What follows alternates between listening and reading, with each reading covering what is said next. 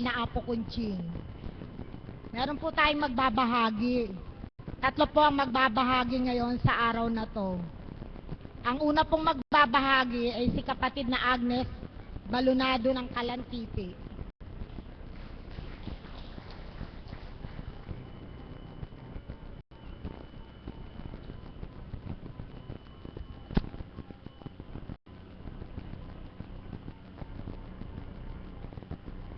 Magandang umaga po sa inyong lahat. Hindi ko po inaasahan na ako'y magbabahagi ngayon sapagkat ako po ay medyo na-late po. Sa kaganapan po sa aking buhay, napakarami pong pagbabago na naganap magmula po nung ako'y makarating dito kay Apo. Una po, sa buhay ko po dati, di ba po tayo kapag nagkasala po, wala na tayong pakialam na hayaan mo lang yun, kahit na nagalit ka, hindi mo yun hinihingi ng kapatawaran sa Panginoon. Subalit po ngayon, kapag nakakagawa ka ng hindi maganda sa kapwa mo, nagalit ka, kagad-agad ko na pong hinihingi ng kapatawaran sa Panginoon yun. Kumbaga, natuto na po akong maghingi ng kapatawaran, tsaka yung mga lahat po na biyayang binibigay niya. Bali, magbabahagi lang po ako ng isang naganap ngayong linggo sa buhay namin. Noong linggo po ng gabi, pagkatapos po ng trabaho namin, dahil po yung isang anak ko naiiwan lamang sa isang taga-alaga, pag-uwi po namin, meron po siyang kalmot ng aso. Di ba po bilang isang magulang, kung halimbawa nakita mo yung anak mo na ang kalagayan niya ganon, magre-react ka po, medyo magagalit ka. So, tapos po, magtatanong ka sa ano mo, minsan po hindi mo mapigilan yung emotion mo na mainis ka sa taga-alaga dahil napabayaan niyo po. Pero dahil po sa patuloy na paggabay ng Panginoon, di ba po pag nakalmot o nakagat ng aso ang bata, ang unang-una pong pumapasok sa atin yung rabies po, di ba? Nakakatakot po. So, dahil po sa pananampalataya natin sa Panginoon, agad ko pong naalala si Apo. Sabi ko po, sana patuloy niya kaming gabayan at sana po mabigyan niya kami ng pangunang lunas. Marami po kasi nagsasabi-sabi, pa-inject ko na po dahil mahirap daw po kahit kalmot lang po yun. Baka po, di ba po, iniisip po natin yung negative agad. Subalit po, nung nakausap ko po si Apo, sabi niya, wala yan, sabi niya ganon. Pakahugasan mo lang ng sabon yan, tapos lagyan mo ng bawang. Sa 2 araw po na paggawang ganon, ang nangyari po ngayon tuyo na. Di ba po patunay lamang na patuloy pong nandito ang Panginoon, kahit hindi po natin siya nakikita, patuloy siyang kumikilos sa atin. Kaya maraming salamat po sa Panginoon, lalo na kay Apo, na nagkatawang tao po at laging tumutulong na handang gumabay at magbigay ng karampatang lunas po sa atin. Maraming salamat po kay Apo. At isa pa po, marami po kasing mga pagbabago na nagaganap sa buhay namin. Napakarami po, kumbaga, gusto ko lang pong i-share. Bilang isang tao lang po na di ba po marami tayong mga problema dumarating sa buhay natin. Dahil po sa pakikinig ng mensahe kay Apo, minsan po, dahil hindi po ako palaging nakakapunta dito, nagbabasa lang po ako minsan sa internet, mga message niya. Marami pong napupulot, katulad po, minsan marami tayong problema sa buhay natin. So, di ba po pag marami tayong problema, sumasakit po yung ulos hanggang gabi po, iniisip mo, lalo na po minsan, pinansyal. Sabi ko po, ba't ganito? Ba't palagi na lang ganito na iniintindi mo? Ang lagi po nilang sinasabi, tatanda itsura mo kagad. Pero sabi po nila, ang problema po, isang tabi lang, mangingi ka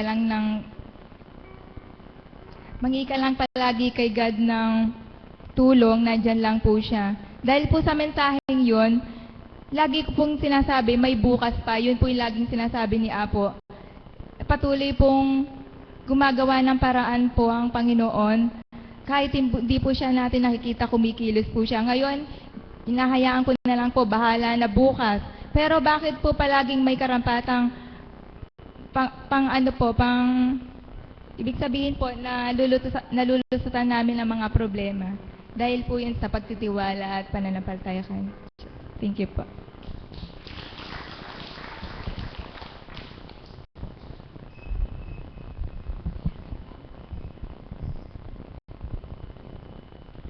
Maraming salamat po sa pagbabahagi niyo. Totoo po yung sinabi niya eh.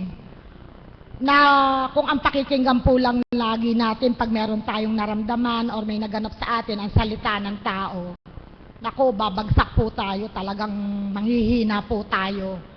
Pero pag po tayo nakipagniig sa banal na espiritu o sa mahal na Apo Kunching ang kinalugdan, manalig po tayo at magtiwala, walang gamot na ilalagay, salita lang po ng mahal na Apo, kagalingan na ito. Ang pangalawa pong magbabahagi ay si Caps Johnny Dialino ng Santo Cristo.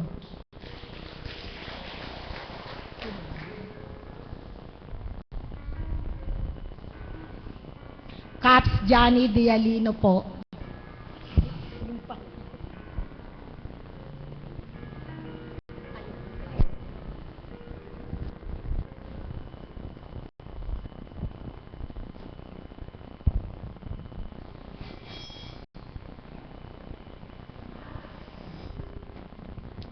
Magandang mapagpalang umaga po sa ating lahat. Lalo na po kay Apo Kunching, sa ating mahal na Panginoon, sa mga alagad, Caps, tsaka po sa inyo lahat. Papasalamat po muli ako sa unang-una po sa ating Panginoon na alam po namin na hindi po kami pababayaan at ang ating pong mahal na Apo Kunching, pag kailangan po andun siya palagi, kahit po hindi po yung sa kanyang katauhan, yung madadama mo po siya na talaga pong kailangan po namin siya damang-dama po namin. Lahat po ng mga tumulong, hindi ko na po isa-isahin. Mga alam ko po na padala ng Panginoon, ng mga anghel na nagsitulong po sa aming anak. Share ko lang po yung nangyari po sa aking anak.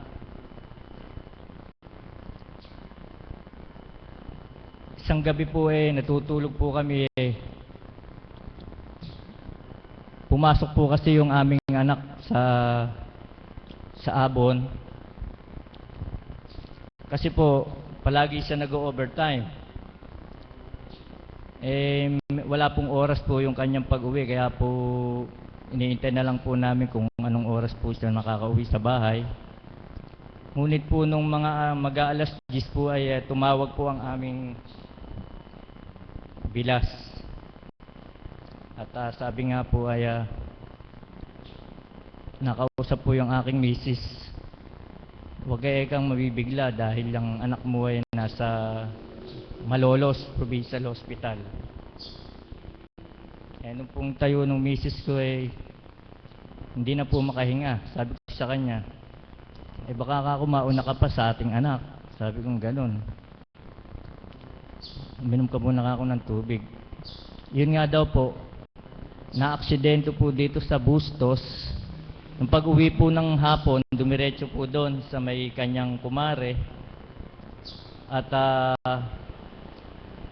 nanghiram po ng motor. Hindi ko po pinapahawak ng motor nung anak ko dahil nga alam ko po na delikado.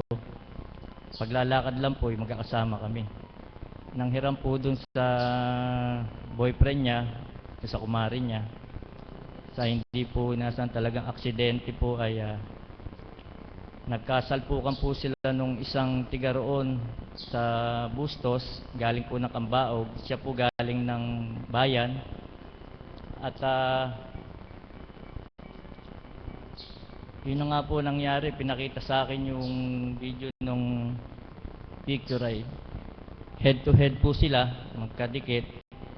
Yung pong kasalpukan niya ay nabutas ang ulo, bali comatose na po. At yung anak ko hindi naman makagalaw at bali yung hita. Nung pong dinala na po doon na po kami nagpunta sa Malolos Provincial Hospital, nasa Sacred Heart po, dahil sinitiskan po. Nung nakita po namin, talaga pong hindi na makikilala at magamaga po ang muka at ang kanyang hita. Sabi nga po ng doktor, transfer na po kami sa Manila, sa may Jose Reyes, at dahil po wala po dong neurology sa ulo,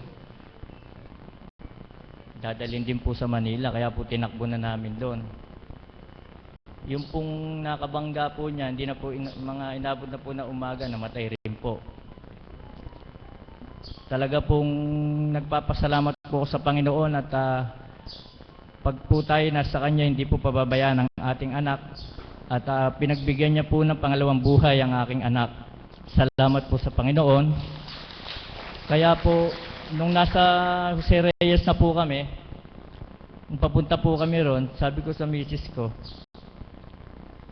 doon ba natin dahil wala tayong masyadong alam doon, mangangapa po kami ron kung ano po mangyayari. Talaga po, sa Manila na po talaga dala dahil wala pong neurology. Sige ko, sabi ko, bahala na. Hindi tayo pababayaan ng Panginoon. Kaya po nung andun na kami, paalis po yung sakyan namin, nasira pa rin po yung yung sinasakyan namin na ambulansya na wala ng power. Umaandar po siya, walang ilaw, tsaka walang busina. Pag namatay po, tutulak. Sabi ko, wag mo nang ituloy, nasa highway po kami, baka lalo tayong madisgrasya. Kaya po binalik namin sa provincial, nagpaumaga kami ng mga before 5. Nagpalit po kami ng ambulansya sa Bustos. Pagpalit po namin, dumiretso na kami ng Jose Reyes. Pagdating po doon, pinasok po kami sa ER, inabot pa rin po kami ng 2 araw sa baba. Medyo hindi po, nilagyan lang po ng bangkat, hindi pa rin po naasikaso. Talaga pong kaawa-awa yung mga kapatid natin sa mga, lalo na po yung mga walang-wala, na makikita nyo po talaga na hindi po naasikaso talaga. Lalo kasi po public pa, lalo yung public. Hanggang sa 2 araw po kami, inakyat kami sa surgery. Inabot po kami na mag-1 linggo, hindi pa rin po nagagalaw yung hita ng aking anak. Katas po ng katas. Wala po kami ginawa ng aking misis, kundi magdasal na magdasal. Pag di po namin kahit talagang umiyak po kami, tumatawag po kami kay Apo. Pag nakausap po namin si Apo, nasabi ng ang mahal na Apo na, kaya mo yan, anak.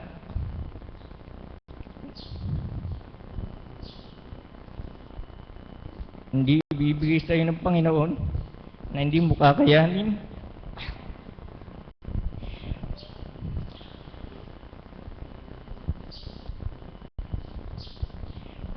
Kaya po nagtibay kami ng aking asawa. Sabi ko sa kanya, pagka ako umiyak ka lang na umiyak, kasi po pag umiyak siya, naiiyak din po ako. Wala ko kung mangyayari sa atin, pag iiyak ka lang. Kailangan ka ako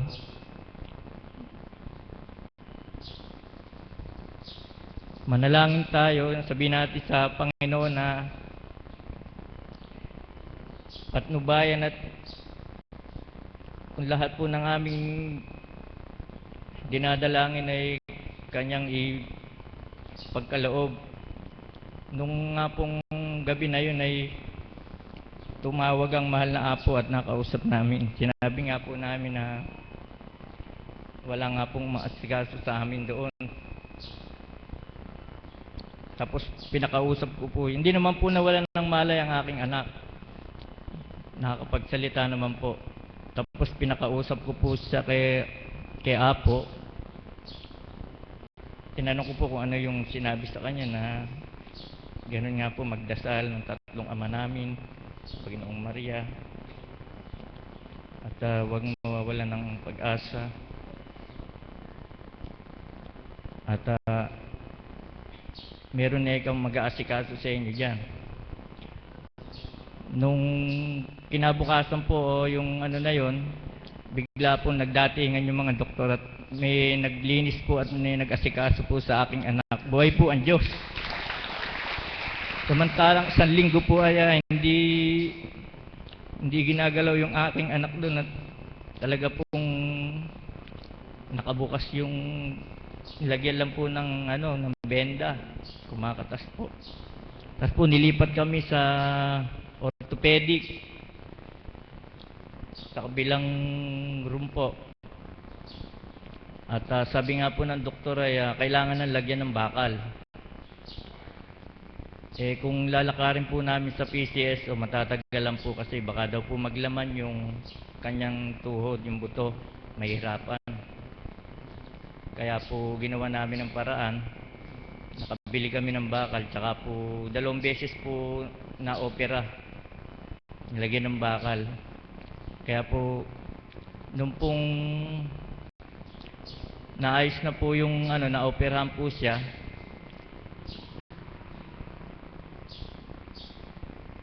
bali kulang mag-1 buwan po kami ron. Sabi nga po ng doktor ay makakalabas na kayo ng bali August August 18 ay September 18. Birthday po ng mahal na apo, September 19. Dinadalangin nga po namin ng aming may bahay na sineset ko po yung aking cellphone na alas 3, alas 6, alas 9, alas 12. Basta po yung oras na yon, basta nag-ring po yun, nananalangin po palagi kami at dinadalangin namin na sana po bago dumating ang birthday ng mahal na apo na 19 ay makalabas po kami at makapunta po man lang kami sa birthday ng mahal na apo. Ngunit nung malapit na po ay binigay po sa amin ang bill. Bali pumalo po, malaki-laki rin po yung bill. Sabi ko nga po, paano tayo makakalabas ni Rez? Sabi ko sa misis ko. Kaya nananalangin po kami. Yung pong meron po sa SWA na nilakad at binigay po yung kalahati ng aming bill na libre po. Tapos lumakad po ako doon sa may DH, sa may PAW. Binigyan din po ako ng discount. Kaya po nung araw ng 18, talaga pong pinanalangin namin makalabas po sana kami. Buhay po ang Diyos at bigyan po kami. Nakalabas po kami nung 18 po na yon. Kaya po nung birthday ni Apo, naka-attend po kami ng aking may bahay. Kaya ang dalangin ko po, papurit pa sa salamat sa patnubay at paggabay ng ating mahal na Apa, sa katauhan ng ating mahal na Apo Kunching. Nagpapasalamat po ako po sa lahat po ng mga tumulong. Taos puso po ako nagpapasalamat sa po ng aking pamilya. Maraming salamat po sa inyo.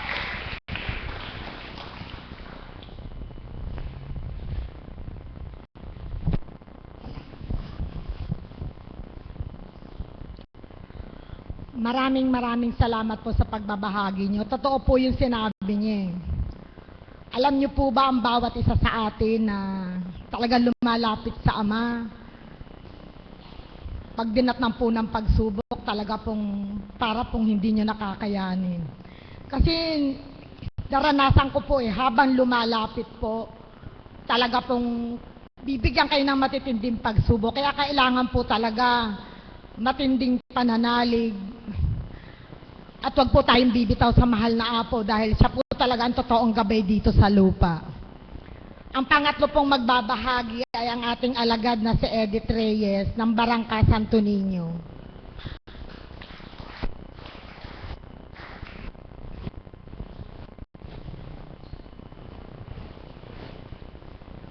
Isang mapagpalang umaga po sa ating lahat.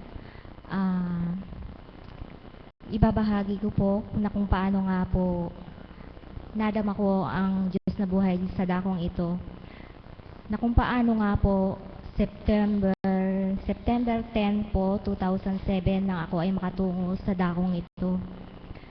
Na kung paano ay mayroon lamang pong nag-akay sa akin.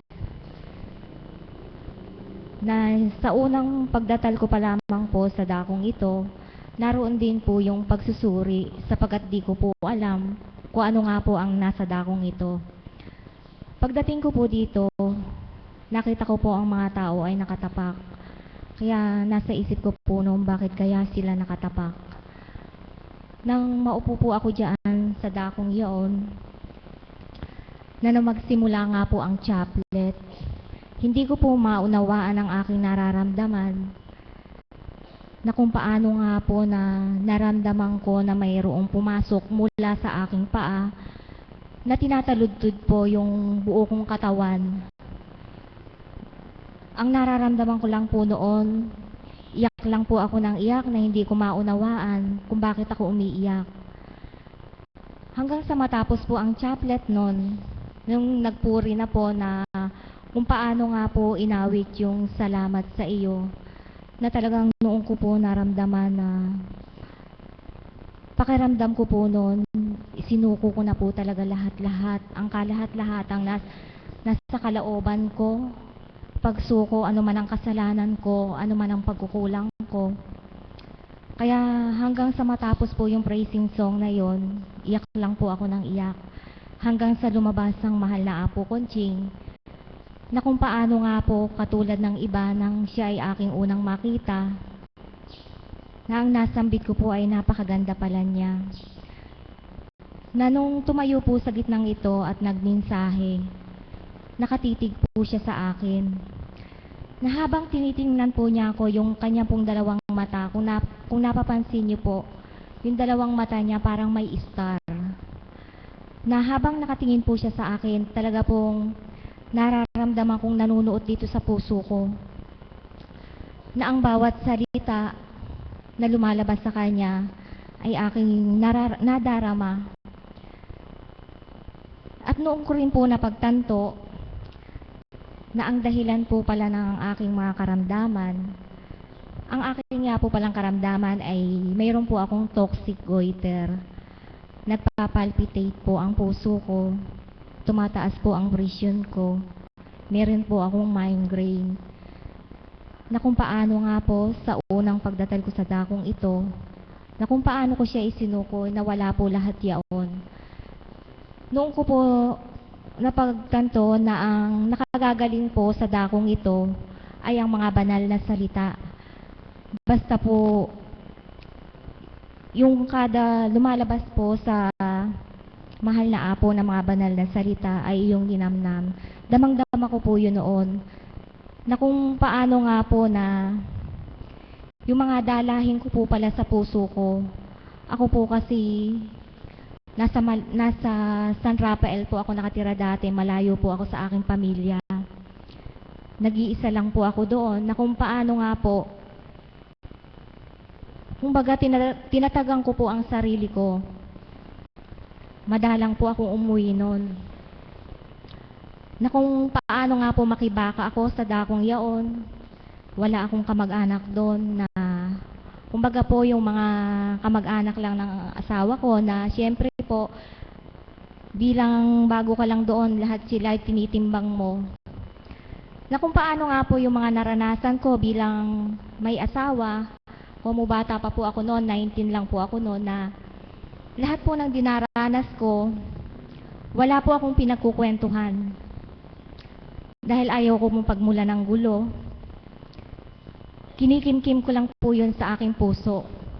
Na yun po pala yung naging daan ng aking karamdaman. na kung paano nga po, no ako'y matungo sa dakong ito, dito ko po natutunan ng magpatawad. Kumbaga po, naalis po lahat yung dalahin ko sa puso. Meron po kasi akong hindi binabati noon, almost 10 years po. Kahit po magkasalubong kami, hindi ko po siya binabati dahil hindi ko po matanggap yung ginawa niya sa akin na hindi ko naman po yung ginawa, bakit niya ako pinagbibintangan ganon. Ngayon po pala ang dahilan yung pagkimkim ko rito sa puso ko.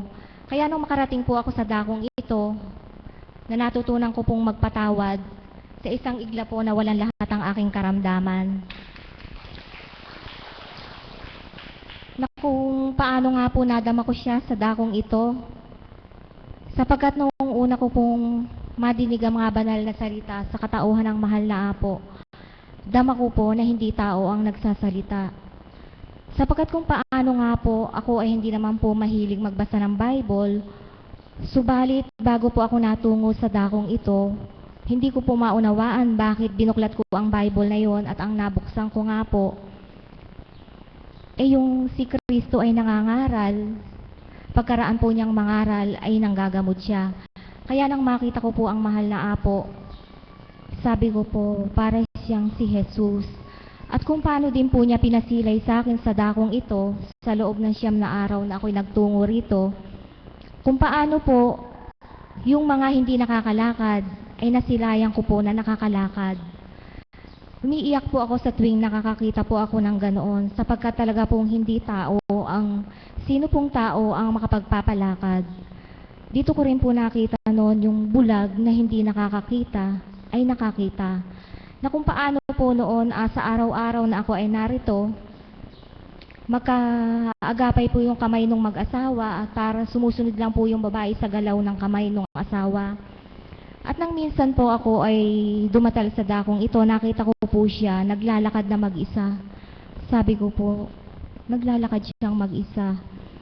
Yung po pala nakakakita na siya. Kaya sa nasilayan ko po sa dakong ito, tuwirang ako ay nagtibay na talagang hinanap-hanap ko po ang dakong ito sa araw-araw. Na kung paano nga po ay unti-unti siyang nagpasilay sa akin. Hanggang sa meron po akong pandama at merong kakaiba po akong nasisilayan. Na sa bawat ulap nga po ng kalangitan, ito ay aking nakikita. Na kung paano nga po noon ay lalo na po't gabi, ayaw ko na pong lumabas ng bahay. Pag lumabas po ako ng bahay, nakayuko po ako. Sapagkat ayaw ko pong makita ang langit. May nakikita po kasi ako sa langit at ako'y takot na takot tuwing makikita ko siya. Subalit yun po pala, ang kaparaanan ng Panginoon kung paano nga po ako ay kanyang hihirangin sa dakong ito. Na kung paano nga po, September 24, 2008 na ako ay kanyang hirangin sa dakong ito. Na kung paano nga po, hinahadlangan din po ako ng kabiyak ng puso ko na ang kung paano po tinuturan niya na sapat na daw po ako ay kanyang pinagaling. Subalit, iba po ang aking nadarama. Ang nasa isip ko po noon, tama na daw ako ay pinagaling. Paano kung muli ako ay magkasakit? Saan ako lalapit? Sa kanya pa rin. Kaya hindi ko po pinakinggan ang kabiyak ng puso ko. Kumbaga po noon, once a week lang ako nagpupunta. Ginawa ko pong 2 week. Two times a week. Kaya hanggang sa hinirang po niya ako na kung sa una ay hindi niya matanggap, kalaunan din po ay natanggap niya. Kaya September 24 na ako ay kanyang hirangin. October, nagnonobena po. Nang siya po ay magpasilay sa akin na habang dumudulog ang mahal na Apo, na kung paano nga po ang kanyang palad ay nakaharap sa akin samantalang ako sa may gilid niya. Natuwirang pinasilay niya sa akin na butas po ang kanyang mga kamay. Nakita niyo naman po ang mahal na Apo. Subalit, pinasilay niya sa akin na butas ang kanyang mga kamay. Kaya tuwirang ako po ay nagtibay. Nagpapasilay siya sa akin sa katauhan ng mahal na apo na siya ay isang lalaki na asulang mata, na kung paano po ako ay iyak na iyak sa tuwing ito ay masisilayan ko at madarama. At kung paano nga po nagbahagi si kapatid na Johnny, November 2008 din po noon. Nang isang gabi din po, mga na po sana itong binabahagi dahil po yung dibdib. November 21, 2008, mga 11 po ng gabi, nang may tumatawag din po sa aming tahanan na kung paano nga po sinasabi na aksidente din daw po yung aking anak. Bilang isang ina po, hindi ko po malamang kung ano ang aking gagawin. Hindi ko po nun matutunan ang pagpasok muli sa aming tahanan sapagkat nalilito po ako. Bakit?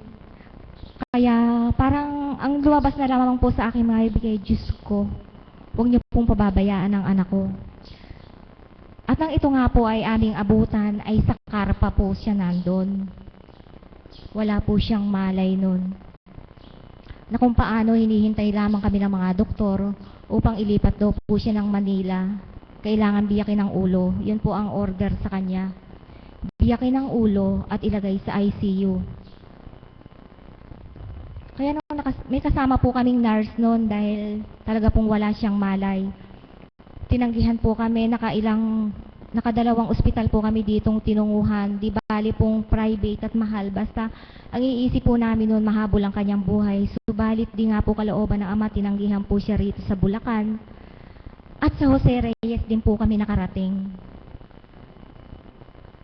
Na kung paano nga po nung ako ay hindi pa alagad, ang takot ko po sa sarili ko ay makarating ng Maynila. Lagi ko pong sinasabi noon na hindi ko kayang pumunta ng ospital ng Maynila at ako ay mawawala. Subalit, ngayon ko din po napagnilay na kung ano nga po pala ang kahinaan mo, doon ka palalakasin. Sapagkat nung maaksidente po ang aking anak, sa Jose Reyes kami nakarating na wala akong kaalam-alam sa dakong yun. Ang anak ko po noon ay 3 araw po siyang comatose, natutulog lang po siya. Na kung paano nga po, tinawagan ko din po ang mahal na apo noon. Dinulog siya ng mahal na apo. At sa tuwi na po, habang nakasakay po kami sa ambulansya, talaga pong walang humpay na panalangin, chaplet po. Walang humpay na chaplet po ang aking ginagawa. Hanggang sa makarating kami ng Jose Reyes, na kung paano po yung kabiyak ng puso ko lang ang laging nasa tabi niya. Lagi po akong ala sa tabi niya sapagkat doon po sa Jose Reyes, sa 2nd floor kami napunta. Meron po doong Kristong Haring malaki at may isang luhuran. Lagi po akong nandoon. Lagi po akong nagcha-chaplet. Wala po akong pakialam sa mga taong dinadaanan ako doon. Basta panalangin, walang humpay po ang ginagawa ko. Hindi po ako hinahanap ng kabiyakan ng puso ko noon sapagkat alam po niyang nandun lang ako. Kaya nang 3 araw po na magising ang aking anak, hindi po niya kami kilala. Nagkaroon po siya ng amnesia. Na kung paano nga po, araw-araw tinatawagan ako ng mahal na apo. Kinukumusta niya, sinasabi ko po. Nasabi ko nga po, hindi po niya kami kilala.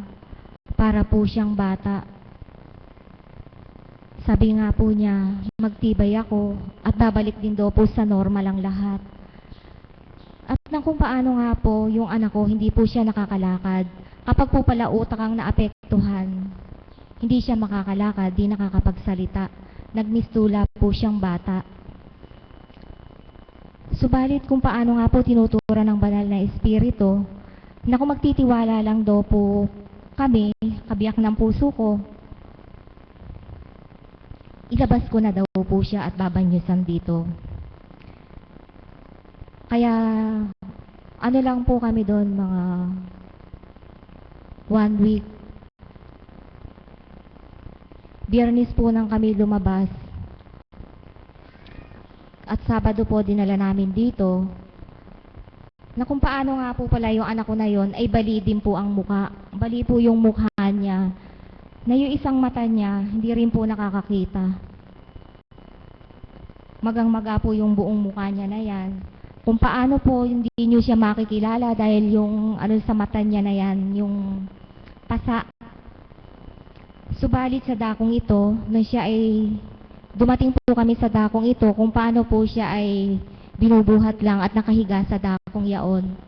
Na nung araw din po yun ay pinabanyosan ng mahal na apo. At nang haplusin po dyan ng mahal na apo,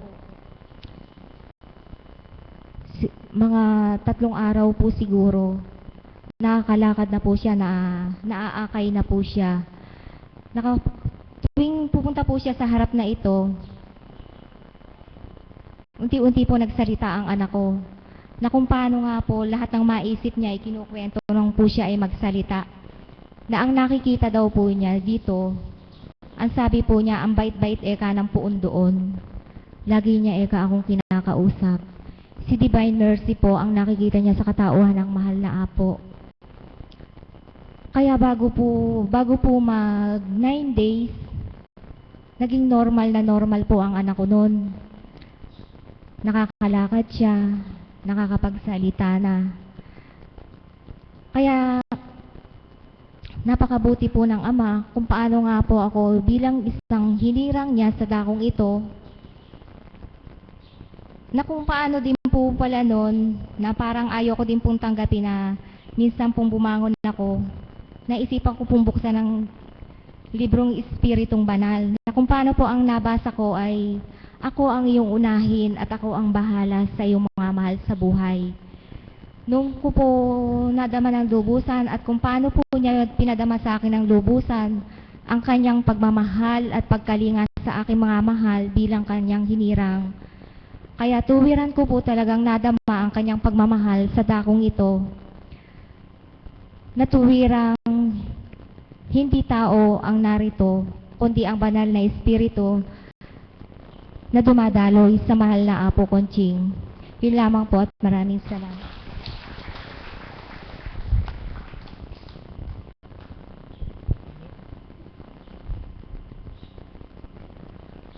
Maraming salamat po, kapatid na Edith. Buhay po ba ang Diyos sa kapatid na Edith? Ngayon po, hihiling po tayo ng isang awitin kay kapatid na, hindi ko po alam ang pangalan, teka po. Para po hindi tayo antokin. Eli Turla po. Ay, pareja kapatid.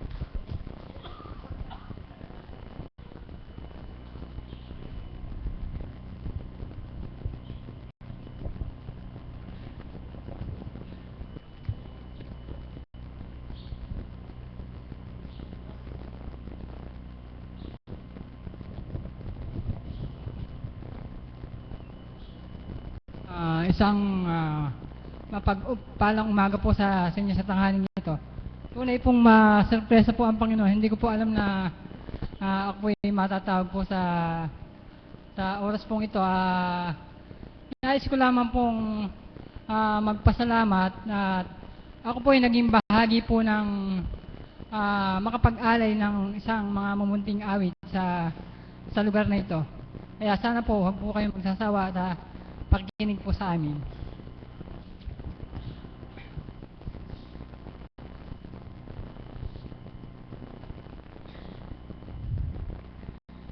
Salamat sa iyo, aming Ama. Salamat sa iyo, mga likha. Salamat sa liwanag ng araw at buwan. Salamat sa iyo, O Diyos. Salamat, Panginoong Jesus. Salamat sa iyong pagliligtas. Salamat sa buhay na walang hanggan. Salamat, salamat sa iyo. Walang hanggang pasasalamat ang sa'yo'y aming sasambitin. Maging sa uling sandali ng aking buhay, pasasalamat sa'yo'y walang hanggan. Salamat, Espiritong Banal. Salamat sa liwanag ng buhay. Salamat sa walang... Dali po.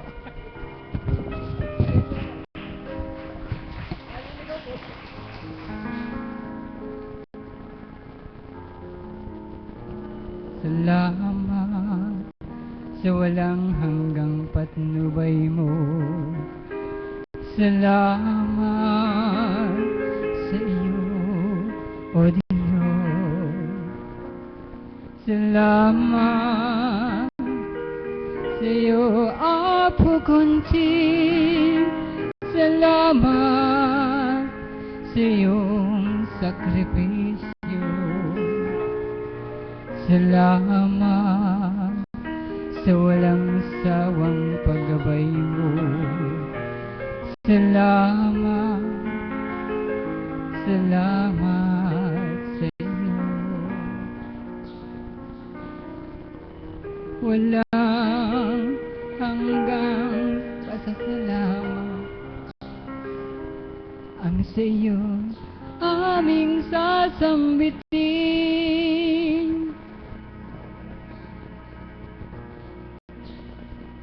Salamat aming sasambitin. Maging sa uling sandali ng aming buhay, pasasalamat sa'yo'y walang hanggan. Salamat sa bawat pagsubok. Salamat sa tibay ng loob. Salamat sa landas ng pagbabago. Salamat sa iyo, O Diyos. Salamat sa wagas na pag-ibig mo. Salamat, inibig mo kami. Salamat sa mga taong nagmamahal. Salamat, salamat sa iyo. Walang hanggang pasasalamat ang sa'yo'y aming sasambitin. Maging sa uling sandali ng aming buhay, pasasalamat sa'yo'y walang hanggan. Pasasalamat sa'yo'y, pasasalamat sa'yo, pasasalamat sa'yo'y walang hanggan. Atensya na ba? Nagkamali.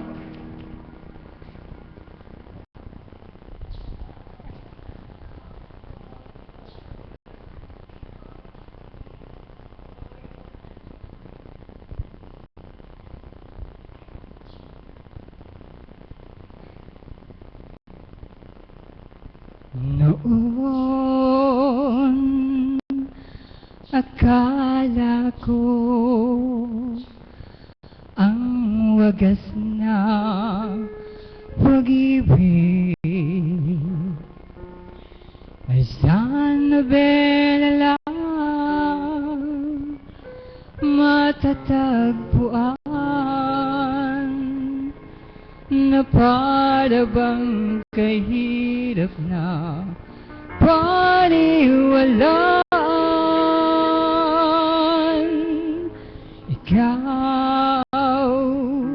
Ikaw, Ama, ang hinihintay kong pag-ibig. Ngayong kapiling na at kayo ni Apo ay isa, hindi ko hahayaan na sa akin ay may hadlang. Pangako, Ama, ipaglalaban ko sa hirap at ginhawang aking pag-ibig, upang di na malayo sa kailanman, pagkat ang buhay ko ay minsan lang sa buhay ko.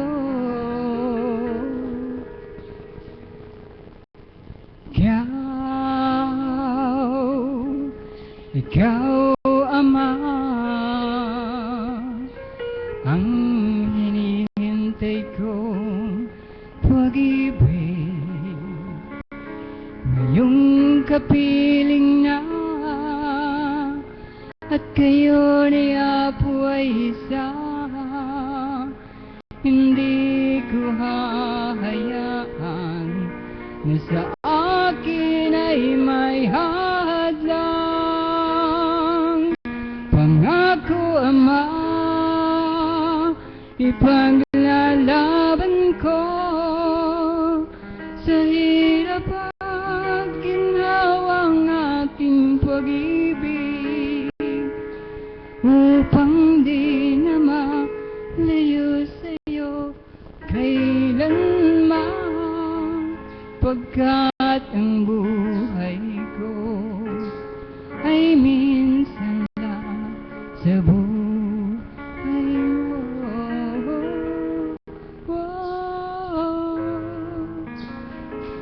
Dali lang mga sama-sama.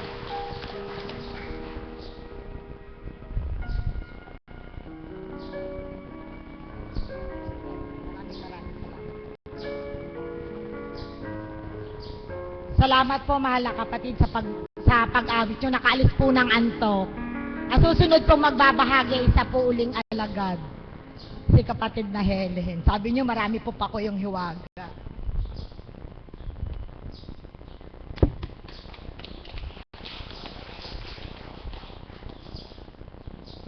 Apang, sa sandali pong ito, ipahintulot mo po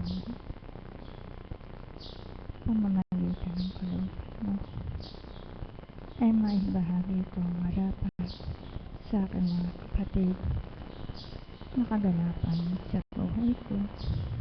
Pagharian mo po ako ng Espiritu Santo, sa pangalan ni Jesucristo, ang bugtong na anak mo, at ng liwanag ng Espiritu Santo.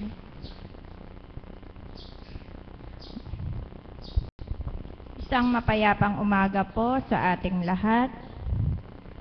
Kay palad ko po sa araw na ito, kagalakan sa puso ko ang maibahagi sa inyo ang kaganapan sa buhay ko. September 21, nang hinirang ako ng banal na espiritu sa katauhan ng mahal na Apo bilang dinadaluyan ng mahal na ina ng Birhen Antipolo. Nung una po, ayaw kong tanggapin dahil nahihiya po ako sa tao, dahil alam po nila ang dating ugali ko.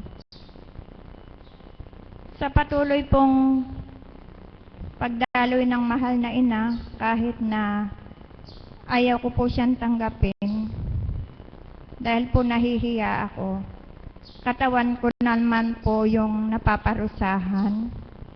Pag po may lumapit sa akin na magpapahaplos, sabi ko, napapagod ka, mamaya na lang. O kaya pumunta ka sa bahay. Kasi po nahihiya ako. Pagdating ko po sa bahay, mahiga po ako dahil ang pakiramdam ko po pagod na pagod ako. Pag nahiga po ako, hindi na ako makabangon. Para pong may balaraw na nakatimo sa dibdib ko. Pag kumilos po ako, lalo siyang bumabaon, sumasakit. Hanggang sa parang naninikip po yung paghinga ko. Sabi, nung pong dumating yung nagpapahaplos sa akin, sabi niya, eto, nagpunta na ako sa bahay, haplusin mo na ako.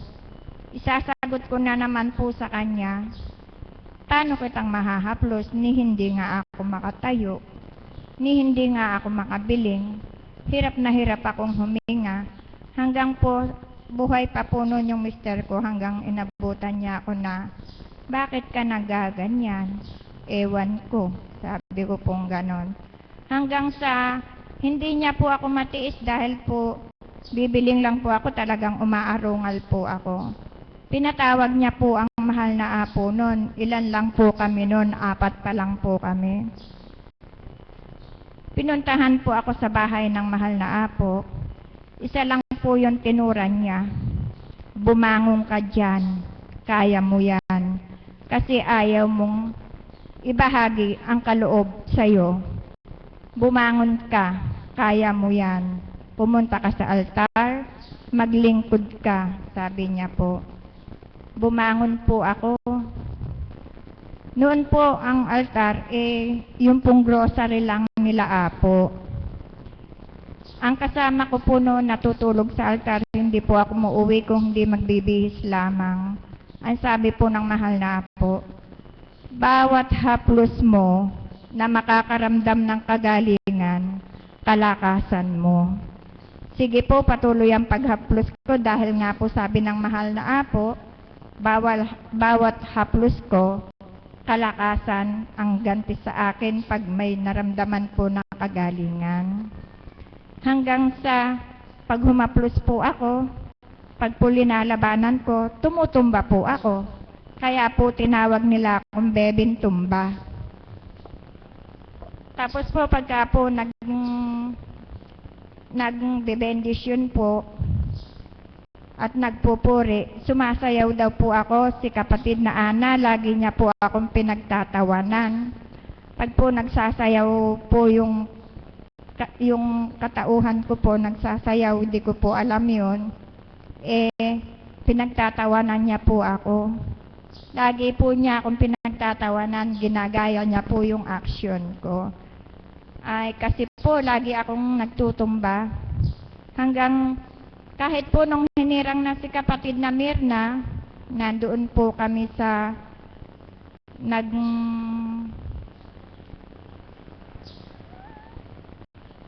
naghahayo pa po ang Divine Mercy sa may Manukan, Santa Barbara po yata yun. Binebendisyonan po ako ni kapatid na Mirna, binebendisyonin ko din po siya. Ang nangyari po sa amin, parehas kaming tumba. Nang pong bumangon kami parehas, sabay din po kami bumangon, magkayakap po kami, nagsasayaw po kaming dalawa.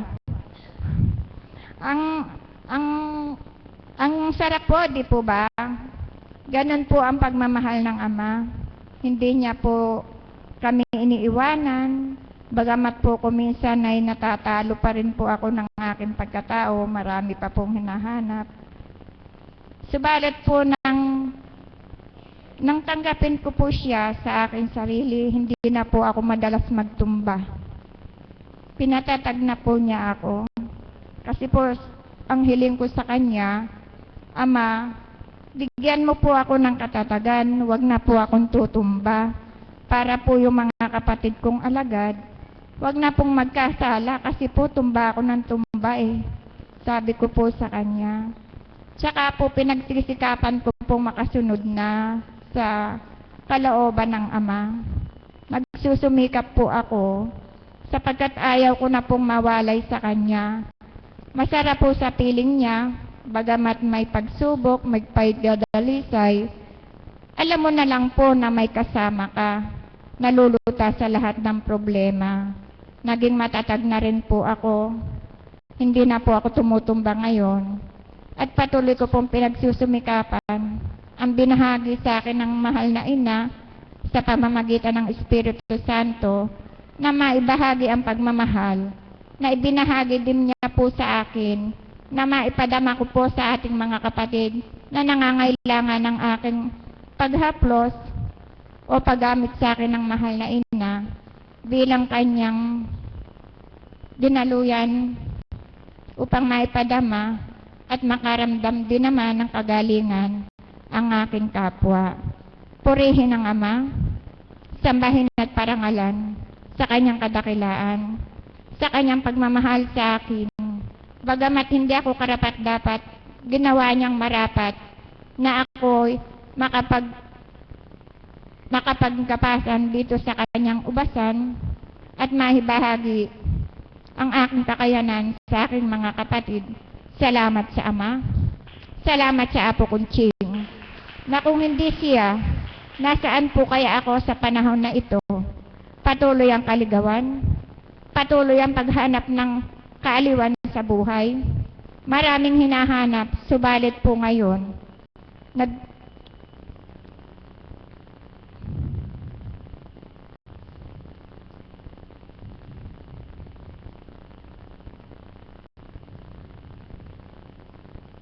purihin ang Ama, purihin siya, sapagkat alam ko na ang landas na tinatahakan ko, patuloy niyang tinatanlawan, upang ako'y hindi na mawalay, matahakon tuwid na landas, patungo sa kanyang kaharian. Salamat sa Apo, salamat sa kinalugdan, salamat sa Diyos Espiritu Santo, walang hanggang pasasalamat, walang katapusang papuri, sa Ama, Anak at Espiritu Santo.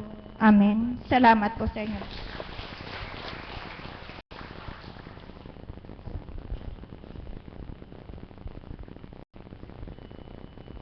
Maraming salamat po, kapatid, sa inyong ibinahagi. Talaga pong walang hanggang pasasalamat sa mahal na Apo. Ang susunod pong magbabahagi ngayon ay si kapatid na Ana.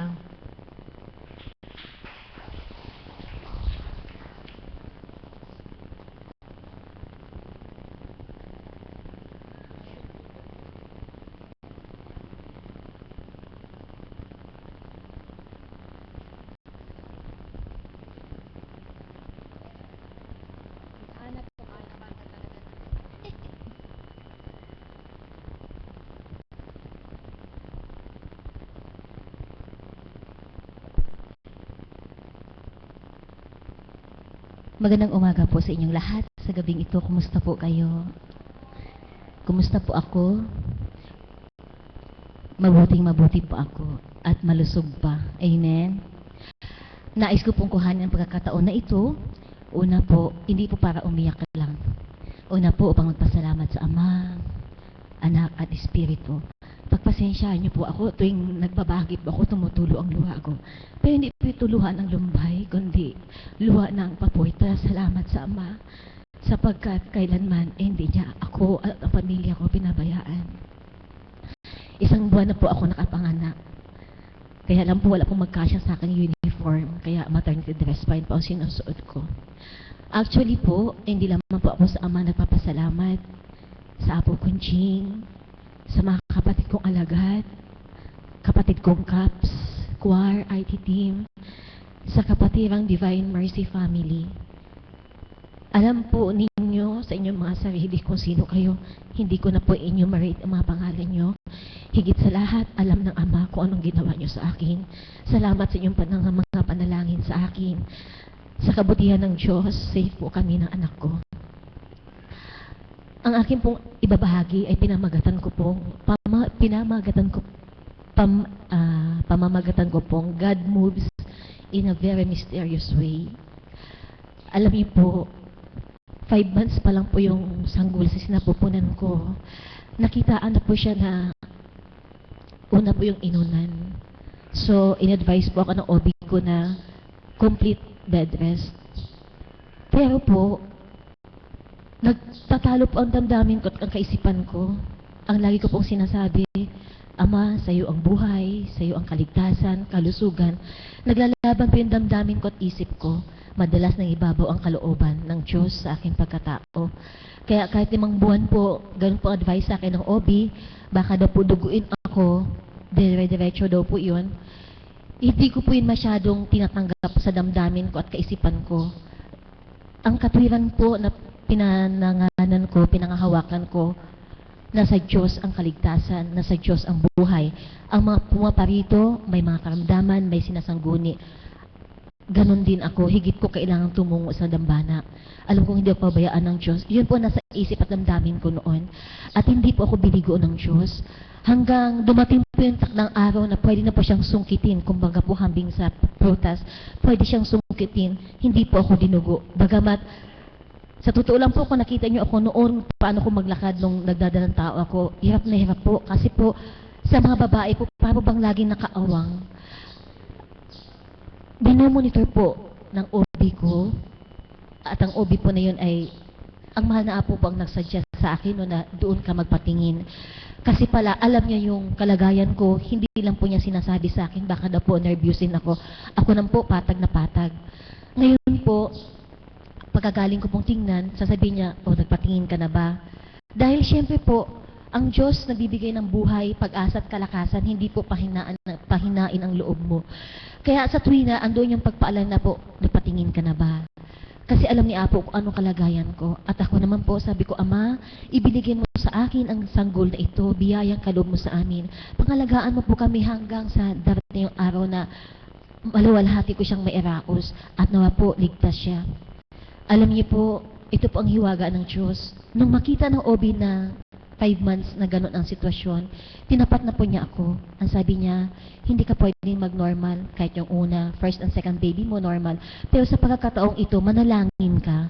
Kasi hindi ka pwedeng mag-normal at manalangin ka kasi talaga pong nakaawang yung inunan. At anytime maalog ka lang, duduguin ka, sasabihin ko sa iyo, hindi natin kaya iligtas ang baby mo.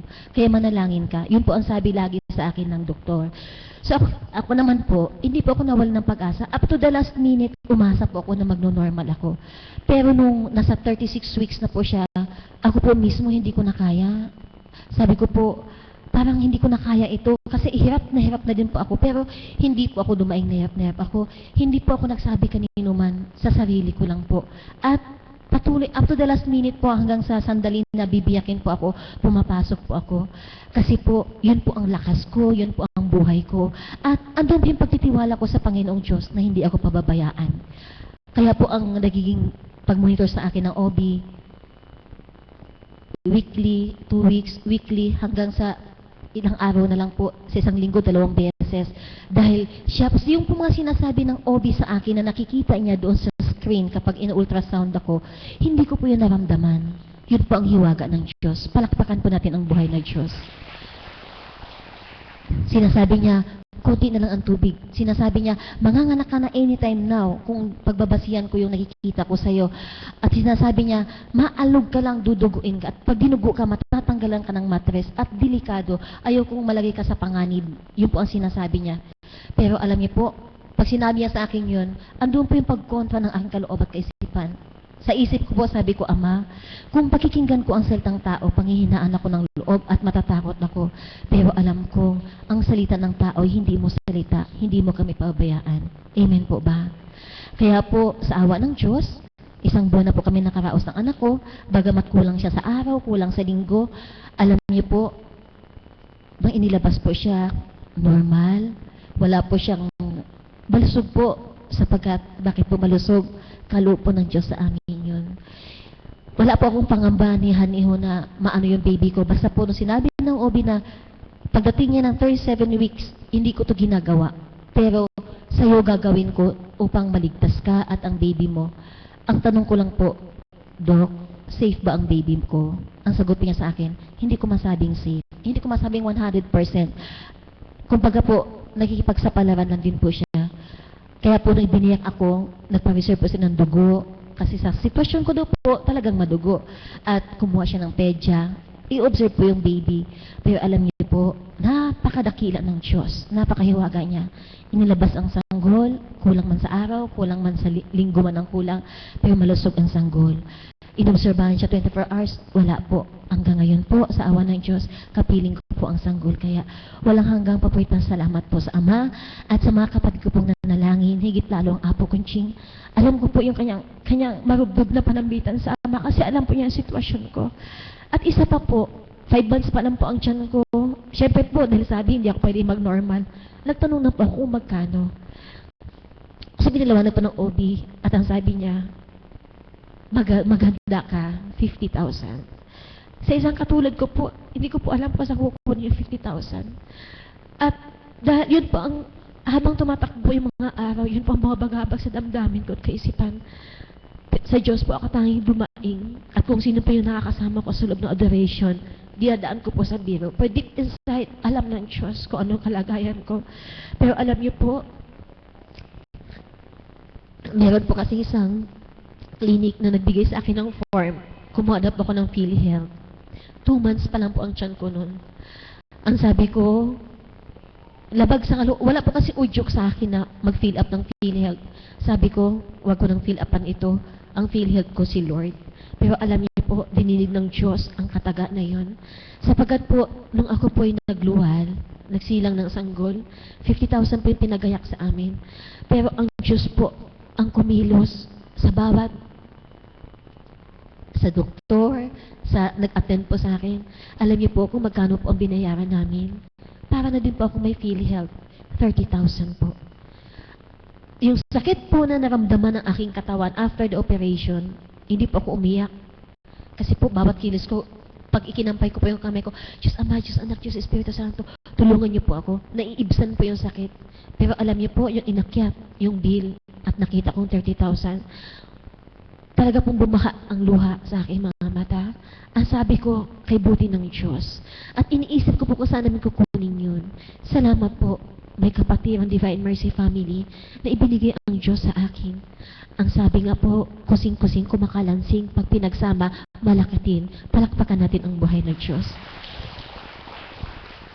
At hindi po ako nahihiya. Ang katotohanan po ihayag ko na kapag sa Diyos ka nagtitiwala, hindi ka niya pababayaan. Ano't ano man ang sitwasyon mo, isasagad ka niya at ililigtas ka niya. Hindi ko po akalain na ganun kalaki ang magiging discount namin. Hindi ko alam kung paano, sasabihin ko. Isa lang po ang alam ko, ang Diyos ang kumilos, sapagkat madami ang nanalangin sa akin. Amen po ba? Palakpakan po natin ang buhay ng Diyos. Ngayon po, 50% po nun, almost 3/4 po ng ibinayad ko, hindi po nanggaling sa bulsa namin mag-asawa. Dahil ang totoo po, papasok po kami ng ospital. Nagbiro pa nga po ko dun sa kapatid kong Caps, dahil sabay po kami ng asawa niya mga anak. Sabi ko, pwede pa pumasok sa ospital, 3,000 lang ang pera. Samantalang 50,000 pinagayak. Pero alam niyo po, nung kumilos ang Diyos, napakahiwaga niya. 75% po ng ibinayad ko, nanggaling po yun sa mga anghel, sa pamilya, sa kapatiran Divine Mercy Family. Kaya sa kanilang lahat po, sa inyo pong lahat, batid niyo po kung anong inyong ginawa niyo sa akin, batid ng Diyos yun. Ako bilang tao, wala akong maiganti sa inyo, subalit ang Panginoon may magaganti sa inyo. Kaya po, maraming salamat po sa inyo lahat, higit sa lahat, sa dakilang Ama, Anak at Espiritu Santo, at sa buong kapatiran Divine Mercy Family, kay Apo Kunching. At sabi ko nga po, 1 buwan na kami, tapos na ang long vacation ko. Pero hindi po ang kalooban ko maghari. Ang kalooban pa rin po ng Ama. Sa totoo lang po, ang katawang lupa ko nasa bahay, pero ang puso't damdamin ko nandito. Napakahirap po. Napakahirap po pala sanay ka na nandito, pero matitigil ka dahil mayroon kayo isaalang-alang. Mahirap po, napakahirap. Yung po bang nagpupumiglas ang damdamin mo, naglalaban yung damdamin mo at kaisipan, pero hindi naman talaga pwede dahil may sanggol. Alam ng Diyos yun. Kaya sabi ko, Ama, ang kalooban mo maghari, hindi ang kalooban ko. At mali po, ang aming walang hanggang mapwede salamat sa Ama, aking binabalik, at sa inyo pong lahat, maraming salamat po. Magandang umaga po.